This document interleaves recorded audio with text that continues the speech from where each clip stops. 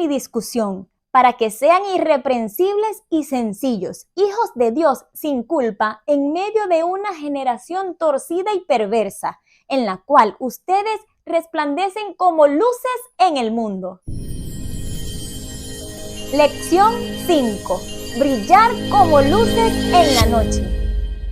Luego de haber presentado el don de la humildad como base para lograr la esperada unidad entre el pueblo remanente, señalando como ejemplo máximo a nuestro Salvador Jesús, el apóstol Pablo, en su carta a los Filipenses, comienza a disertar sobre otro tema determinante para los últimos días: la necesidad de la santidad práctica como norma de convivencia cotidiana, mostrándola como un fruto de la unidad en Cristo.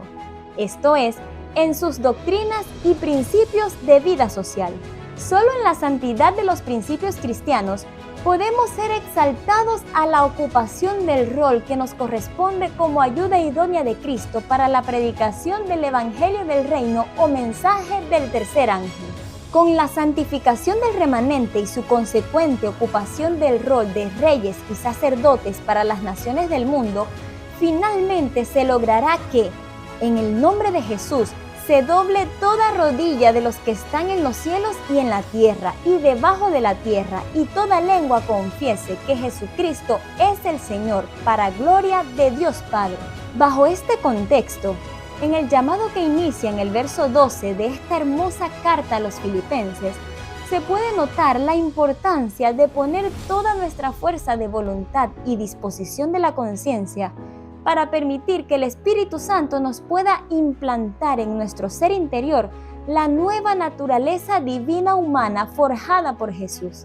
Comencemos por aclarar que si leemos Filipenses 2, versículos 12 y 13, bajo el enfoque de Pablo como autor de 14 de las 27 epístolas que conforman el Nuevo Testamento, podremos notar que, aun cuando pone su énfasis en las obras de obediencia, no presenta un evangelio diferente del que esboza en Romanos y en sus otras cartas, donde se le hace énfasis directo a la fe y no a las obras.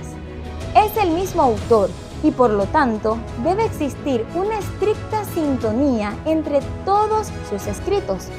Por lo tanto, su mensaje aquí necesariamente debe concordar con el Evangelio de la justificación por la fe, el cual también predicó en Filipos. Al leer Romanos capítulo 3, del versículo 20 al 24, nos queda claro que por las obras de la ley ningún ser humano será justificado delante de él, porque por medio de la ley es el conocimiento del pecado. Es decir, por medio de la ley se enuncia el camino de la vida y por contraste el que lleva a la muerte.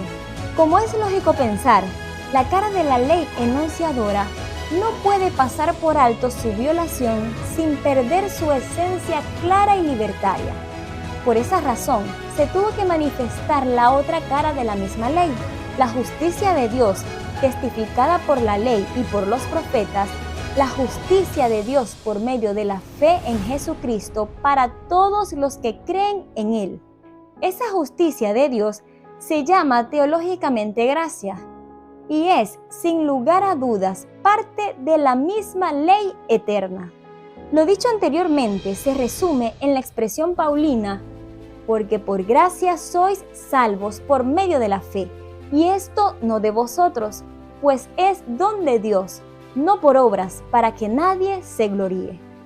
Esto está registrado en el libro de Efesios, capítulo 2, versículos 8 y 9, quedando total y absolutamente claro que la justificación ante la ley es indudablemente obra de Jesús, encarnación de la gracia, como el Cordero de Dios, como el holocausto ofrecido por el mismo Padre para reconciliar a la raza humana con la ley violada por nuestros primeros padres.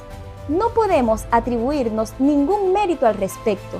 Incluso la fe misma con la cual nos empoderamos de esta obra única de Jesús es don estimulado y desarrollado por el Espíritu Santo, quedando así claro que por nuestras propias obras no podemos ser justificados.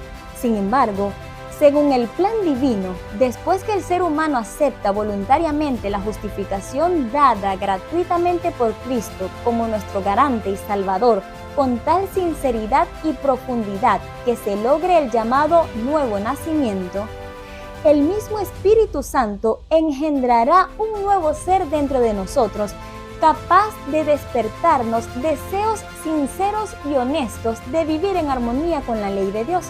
Y así, llegamos a aborrecer el pecado como si nuestra naturaleza humana pecadora ya no pudiera controlar o anular esas ganas, cumpliendo de esta manera con la directriz paulina: haced todo sin murmuraciones y contiendas, la cual nos invita a no sentirnos mal por hacer el bien.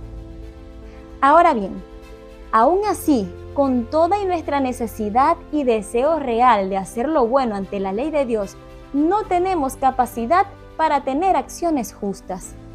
Esto precisamente por causa de esa naturaleza pecadora que aún vive en nosotros. Es allí donde el mismo Espíritu Santo, gracias a la obra mediadora de Jesús en el lugar santo del santuario celestial, puede hacernos comprender la Biblia y desear los méritos de Cristo. Este nuevo sentir permite al Espíritu Santo capacitarnos para hacernos tener acciones santas, las cuales son realmente producto no de mis esfuerzos, sino de esa obra maravillosa de la dupla Cristo y el Espíritu Santo. Porque Dios es el que en vosotros produce así el querer como el hacer por su buena voluntad. Filipenses 2, versículo 13. Ahora, en Filipenses 2, versículo 15, se nos dice de manera muy explícita que si obramos de esta manera, impulsados por los dones espirituales otorgados por el Espíritu Santo y fortalecidos en la fe de Jesús, se dará el gran milagro y seremos irreprensibles y sencillos, hijos de Dios sin mancha, en medio de una generación maligna y perversa, en medio de la cual resplandecéis como luminares en el mundo. Analicemos la extensión de este milagro. La palabra sin mancha, sin culpa, sin mezcla o puro, según sea la versión bíblica utilizada, significa literalmente intachable. Esta palabra es usada especialmente para describir el carácter de Job. Esto era imposible decir de un ser humano pecador según la sentencia profética. No hay justo ni aún uno, no hay quien entienda. Y muchas otras expresiones más que tratan este asunto. Pero lo que la misma Biblia plantea como un imposible, se hizo posible gracias al plan de redención de la raza que aún está en pleno desarrollo. El objetivo de la divinidad al llevarnos a esta condición ante la ley no es hacernos dignos de adoración o de alabanzas en el cielo, sino más bien que podamos resplandecer como luces en el mundo, tal como lo dice Filipenses 2, versículo 15. Asunto que implica llegar a demostrar con nuestra propia vida la victoria de Cristo sobre el pecado en la carne, y de esta manera levantar la promesa y la esperanza de que así como el remanente lo logró, toda la humanidad lo podrá lograr, por lo que es posible llevarla al cielo para su purificación. Nosotros seremos, o mejor dicho, somos las primicias de esa profunda labor de redención o restauración de la humanidad a la imagen y semejanza de Dios. Este cometido solo lo podemos lograr si nos mantenemos asidos de la palabra de vida, es decir, muriendo al yo cada día y dejando que el Espíritu Santo produzca en mí el querer como el hacer por su buena voluntad. Pablo, como maestro y apóstol de este Evangelio de la Restauración, según su propio testimonio, se entregó totalmente al servicio de la obra, al entender la importancia de la misma, y como humano que era, en ocasiones se desanimaba al ver la ceguera y la falta de santidad de su pueblo, pero no se cansaba de seguir esa lucha y de aconsejar pidiéndoles que se consagraran para que no fuera en vano la palabra de vida, para que en el día de Cristo yo pueda gloriarme de que no he corrido en vano, ni en vano he trabajado. Bajo esta misma idea, Filipenses 2, versículo 17, plantea que, aunque sea derramado en libación sobre el sacrificio y servicio de vuestra fe, me gozo y regocijo con todos vosotros. Esta imagen se basa en la antigua práctica consistente en derramar un líquido, como aceite, vino o agua, como ofrenda para Dios. El aparente derroche de un líquido valioso en un acto de devoción puede recordarnos la acción de María de ungir la cabeza y los pies de Jesús con el perfume de nardo puro de mucho precio. Aunque no se trataba de una libación propiamente dicha, representó un gran desprendimiento que ilustró adecuadamente el sacrificio infinito hecho por Cristo para nuestra salvación, y que ahora nos toca hacer a los líderes por nuestra comuna de santos y luego a todo el remanente por las naciones del mundo. Brillemos pues como luces en la noche más oscura de la humanidad y cumplamos con nuestro ministerio.